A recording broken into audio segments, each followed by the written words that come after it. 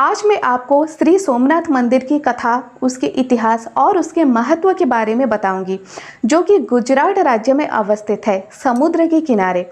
और 12 ज्योतिर्लिंगों में इसे माना जाता है पहला ज्योतिर्लिंग, जिसका महत्व बहुत ही ज़्यादा है। सोमनाथ मंदिर के बारे में ये कहा जाता है कि इसी स्थान पर भगवान कृष्ण ने जरा नामक व्याध को निमित्त बनाकर उसके बाण से अपनी लीला स्मरण की थी। कहा जाता है कि इसी स्थान पर चंद्रदेव ने शिवजी की तपस्या की थी। चंद्रदेव का दूसरा नाम सोम है और उन्होंने अपने नाथ के रूप में शिवजी को प्रसन्न किया था, यहीं पर तपस्या की थी, तो इसीलिए इसी स्थान का नाम सोमनाथ रह गया। इसकी पुराणों में एक वर्णना भी है। चलिए जानते हैं क्या है वो कथा। बहुत पुरानी बात है, जब दक्ष प्रजापति के 27 कन्याएं थी। 27 कन्याओं का विवाह दक्ष प्रजापति ने चंद्रदेव से किया, लेकिन चंद्रदेव हमेशा रोहिणी नामक एक अपनी पत्नी को बहुत ज़्यादा प्रेम करते थे, उनके लिए बहुत ज़्यादा भावुक होते थे। तो उन्हीं 27 बहनों में से जो बहन थी रोहिणी, उसके अलावा दूसरे जो बहनें थी उन्हें बहुत ज़्यादा गुस्सा आता था। ये बात उन्होंने अपने पिता दक्ष प्रजापति को कही, तो दक्ष प्रजापति ने चंद्रदेव को समझाने की कोशिश की कि 27 बहनें जो आपसे विवाह करके गई हैं, उन सभी के लिए आपका प्रेम बराबर में बंटना चाहिए। लेकिन चंद्रदेव, जो कि बहुत ज़्यादा प्रेम करते थे रोहिणी से, उनका मन नहीं बदला। चंद्रदेव का मन नहीं बदला तो सारे बहनें रोने लगी। उन्होंने फिर अपने पिता से ये बात कही, तो दक्ष प्रजापति ने सोचा कि मेरे इतने समझाने पर भी जब मेरे जमाई राजा नहीं माने, तो उन्हें इतना ज़्यादा गुस्सा आया उन पर, उन्होंने चंद्रदेव को श्राप दे दिया। और श्राप में ये था कि तुम सदा के लिए क्षयग्रस्त हो जाओ। दक्ष प्रजापति से श्राप पाने के बाद चंद्रदेव क्षयग्रस्त हो जाते हैं, जिससे कि उनकी शीतलता कम हो जाती है, बिल्कुल भी नहीं रहती, और पृथ्वी पर उनकी शीतलता नहीं गिरती। तो इससे चारों तरफ त्राही त्राही मच जाती है। सारे देवता, सारे ऋषि मुनि बहुत ज़्यादा परेशान हो जाते हैं। इस बात से चंद्रदेव भी बहुत ज़्यादा चिंतित हो जाते हैं और परेशान हो जाते हैं, दुखी हो जाते हैं। तभी सभी देवता ब्रह्मा जी के पास जाते हैं और इस समस्या का समाधान पूछते हैं। तो ब्रह्मा जी उन्हें बताते हैं, आप लोग चंद्रदेव के साथ पवित्र प्रसाद क्षेत्र जाएं और वहाँ पर शिव जी की आराधना करें।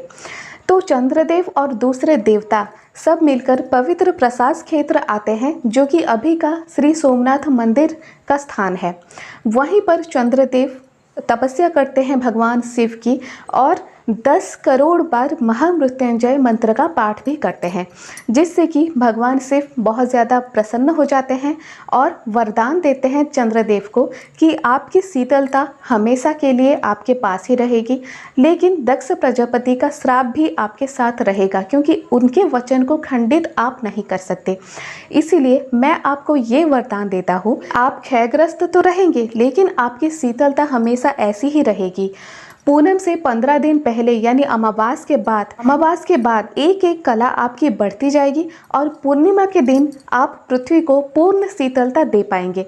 तो इससे सभी देवता खुश हो जाते हैं और चंद्रदेव भी बहुत ज़्यादा खुश हो जाते हैं, क्योंकि उनकी शीतलता लौट आती है। शिवजी के इस वरदान से चंद्रदेव का श्राप भी मोचन होता है और दक्ष प्रजापति का वचन भी रह जाता है। जब चंद्रदेव और सभी देवताओं का समस्या इस स्थान पर समाप्त हो जाता है, तो सभी मिलकर शिवजी से ये प्रार्थना करते हैं कि आप सदा के लिए माता पार्वती के साथ यहीं पर वास करें। इसीलिए शिवजी माता पार्वती के साथ श्री सोमनाथ मंदिर में वास करते हैं। श्री सोमनाथ मंदिर का उल्लेख महाभारत में भी है, स्कंद पुराण में भी है, भगवत गीता में भी है। इसीलिए आप ये समझ लें कि श्री सोमनाथ मंदिर कितना प्राचीन है और इसका जो वर्णन है, इसकी जो कथा है, कितना प्राचीन है, कितना महत्व रखता है ये मंदिर हिंदू धर्म के लिए। क्योंकि श्री सोमनाथ मंदिर में जो ज्योतिर्लिंग है वो 12 ज्योतिर्लिंगों में से पहला ज्योतिर्लिंग माना जाता है। इसीलिए जो कोई भी यहाँ पर दर्शन करने आते हैं, वो अपने पाप को यहाँ पर धो के जाते हैं, उनके पाप पुण्य में बदल जाते हैं, उन्हें कोटि कोटि पुण्य की प्राप्ति होती है। कि मोहम्मद गजनी ने 17 बार श्री सोमनाथ मंदिर का लुंठन किया था।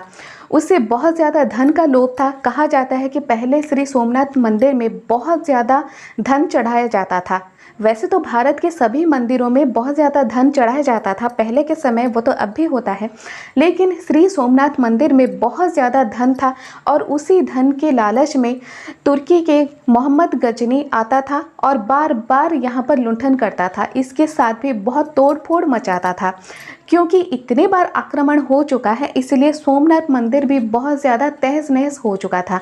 लेकिन भारत जब आज़ाद हुआ उसके बाद सरदार वल्लभ भाई पटेल ने यहाँ पर पुनः निर्माण का काम कराया। वैसे तो उनसे पहले भी कई राजा और रानियों ने श्री सोमनाथ मंदिर के पुनः निर्माण का काम कराया था, लेकिन आज़ादी के बाद सरदार वल्लभ भाई पटेल ने पहली बार श्री सोमनाथ मंदिर के पुनः निर्माण का काम कराया था और उसके बाद बहुत ज़्यादा उन्नति हुई है उस मंदिर की। अभी तो बहुत ज़्यादा सोने से सजाया गया है इस मंदिर को और ये भी कहा जाता है कि 216 किलो सोना सौंदर्यकरण में इस्तेमाल किया गया है इस मंदिर में। श्री सोमनाथ मंदिर का शिखर 150 फुट, कलश का वजन 10 टन और ध्वजा 27 फुट ऊंची है। ये भी पता चला है कि श्री सोमनाथ मंदिर के नीचे 3 मंजिला इमारत है जो कि एल शेप में है। सोमनाथ मंदिर के 12 मीटर नीचे तक जांच की गई थी और इससे ये पता चला कि नीचे बहुत ज़्यादा बौद्ध गुफाएं भी है। माना यह भी जाता है कि श्री सोमनाथ मंदिर में पहले 500 से ज़्यादा देवदासियां थी, लेकिन अभी देवदासियों का चलन नहीं है।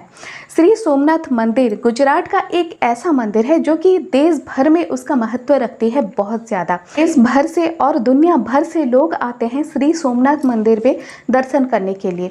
तो दोस्तों, आज का ये वीडियो अगर आपको ज़रा भी अच्छा लगे एक लाइक ज़रूर कर दें, सब्सक्राइब कर दें मेरे इस चैनल को ताकि आगे चलकर भी आप ऐसे ही वीडियोस देख सकें।